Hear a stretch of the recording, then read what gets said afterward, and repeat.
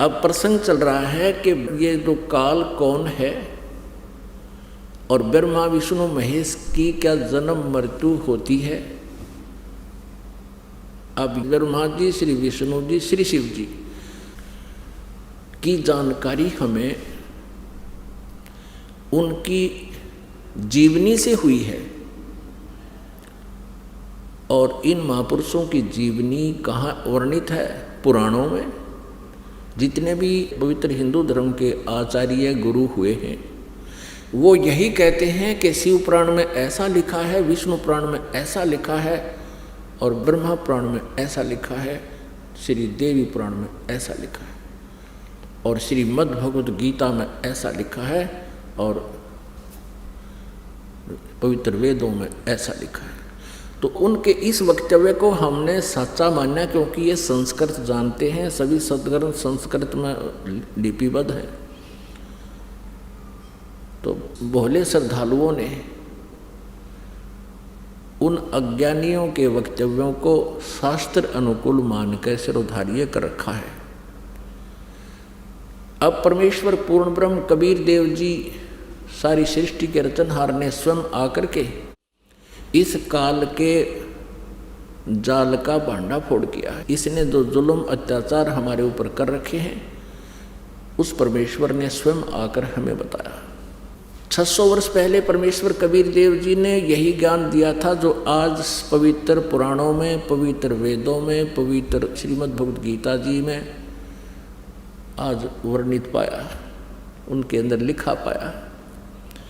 और उस समय के ये नकली गुरु आचार्य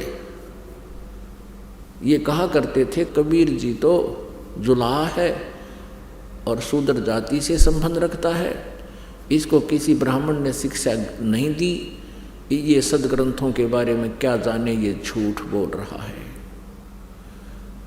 परमेश्वर 600 वर्ष पहले कहा करते थे कि ब्रह्मा विष्णु महेश जी ये नासवान हैं, इनकी जन्म मृत्यु होती है, ये अविनाशी नहीं है, ये कंप्लीट गॉड नहीं है, ये अखिल ब्रह्मांड के नायक नहीं है, ये पूर्ण परमात्मा नहीं है।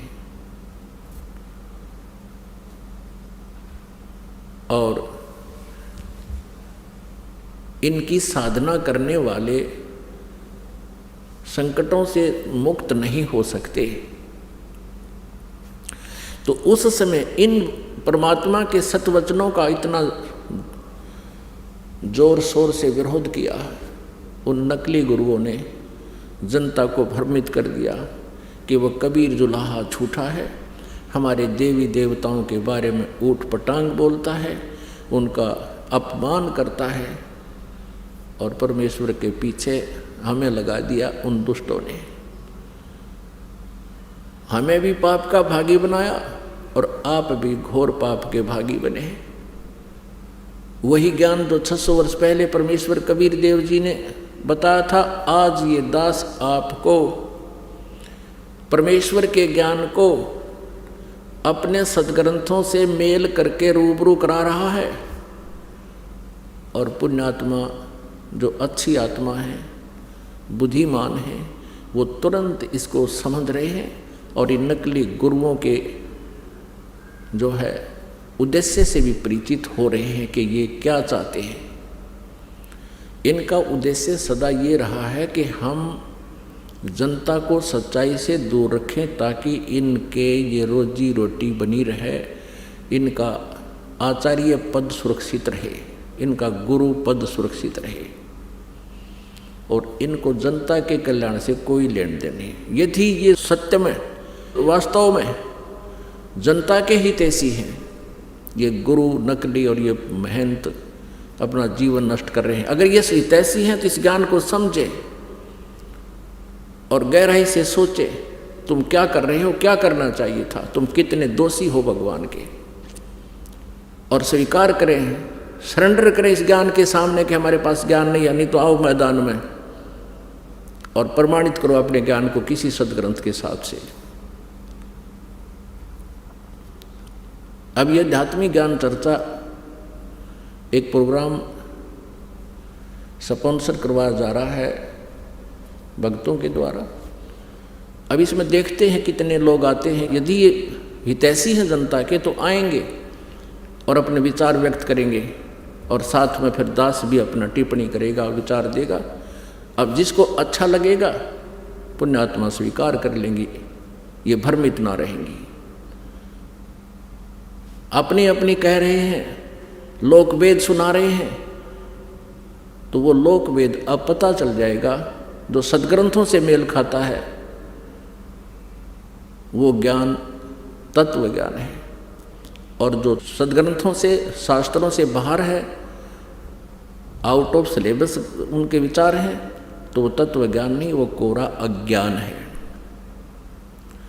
अब आपके समक्ष ये रूबरू करते हैं कि श्री ब्रह्मा जी, श्री विष्णु जी, श्री शिव जी नासवान हैं, इनकी जन्म मृत्यु होती है, इनके माता पिता हैं। ये देखिएगा श्री मद देवी भागवत, गीता प्रेस गोरखपुर, और ये कहाँ से प्रकाशित है? संपादक हैं हनुमान प्रसाद पोदार, चिमनलाल गोस्वामी, गीता प्रेस गोरखपुर से प्रकाशित है। इसके तीसरे स्कंद में प्रश्न नंबर 123 पर भगवान विष्णु जी स्वयं स्वीकार कर रहे हैं। विष्णु जी कहो तो श्री कृष्ण जी कहो, तुम शुद्ध स्वरूपा हो, यह सारा संसार तुम ही से उद्भासित हो रहा है। अपनी माता दुर्गा की स्तुति करते हुए श्री विष्णु जी बोल रहे हैं, मैं ब्रह्मा और शंकर हम सभी तुम्हारी कृपा से विद्यमान हैं। हमारा आविर्भाव माने जन्म और तिरोभाव माने मृत्यु हुआ करता है। हमारा तो जन्म और मृत्यु होता है, केवल तुम ही नित्य हो, जगत जननी हो, प्रकृति और सनातनी देवी हो। भगवान शंकर बोले, देवी यदि महाभाग विष्णु तुम्ही से प्रकट हुए हैं, यानी तो आपसे जन्म हुआ है, तो उनके बाद उत्पन्न होने वाले ब्रह्मा भी तुम्हारे ही बालक हुए। फिर मैं तमोगुणी लीला करने वाला शंकर क्या तुम्हारी संतान नहीं हुआ?